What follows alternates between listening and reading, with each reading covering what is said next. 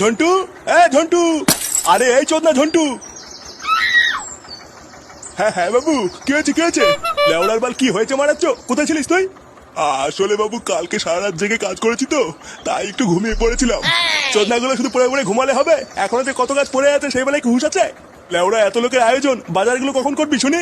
হ্যাঁ হ্যাঁ বাবু, আমি তো এখনই যাচ্ছিলাম বাজার করতে। বাড়া এমনি অনেক বেলা হয়ে গেছে, আর দেরি না করে তাড়াতাড়ি যা। আচ্ছা বাবু। লেওড়া ঘরে একটা আড্ডা আমরা পটা থাকতে আমি আর একা একা কত দিক সামলাবো? ফুটো, এ ফুটো।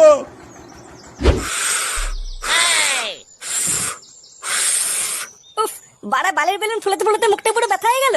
ফুটো দে, আমি একটু ফুলিয়ে দেই। এ লেওরা, বেলুন ফুলানোর জন্য না গাড়ি দম থাকা লাগে বুঝলি তো? যেটা বাড়া তোর নেই তাই বেশি ক্যালক্যাল মারাস না। বেলুন ফুলানোর জন্য গাড়ি দম থাকা লাগে, এ তো বাড়া আগে জানতাম না।